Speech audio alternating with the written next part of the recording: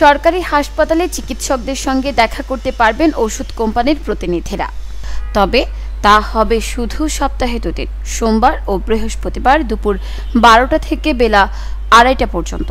এই সময়ের বাইরে হাসপাতালের সীমানায় অবস্থান করতে পারবেন না তারা। পাশাপাশি হাসপাতাল কর্তৃক প্রদত্ত কোনো রোগীর তথ্য, প্রেসক্রিপশন বা ডকুমেন্টের ছবি তোলাও সম্পূর্ণ নিষিদ্ধ করেছে স্বাস্থ্য অধিদপ্তর। গত 11 সেপ্টেম্বর স্বাস্থ্য অধিদপ্তরের পরিচালক ডাক্তার ABM আবু হানিফ স্বাক্ষরিত এক নোটিশে সরকারি হাসপাতালগুলোকে এই সংক্রান্ত 8 দফা নির্দেশনা পাঠানো হয়। সেখানে বলা হয়, দেশের সব সরকারি হাসপাতাল ও ইনস্টিটিউটে চিকিৎসকদের ভাবমূর্তি রক্ষা ও যথাযথ স্বাস্থ্যসেবা নিশ্চিত করতে এসব নির্দেশনা মানতে হবে।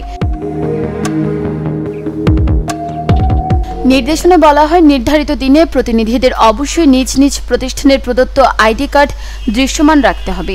কোনো ওষুধ কোম্পানির প্রতিনিধি যদি এই নির্দেশনা অমান্য করে তবে তার বিরুদ্ধে আইনানুগ ব্যবস্থা নেওয়া হবে।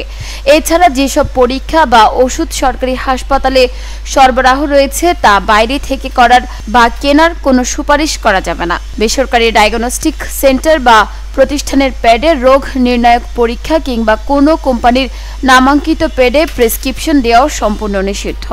সরকারি স্বাস্থ্য প্রতিষ্ঠানে কেবল সরকার অনুমোদিত বা সরবরাহকৃত সিল ব্যবহার করা যাবে, তবে বিজ্ঞাপনবিহীন জেনেরিক নামের সিল ব্যবহার করা যাবে।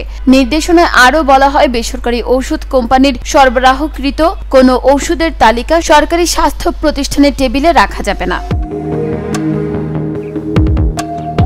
নিউজ ডেস্ক, চট্টগ্রাম সময়।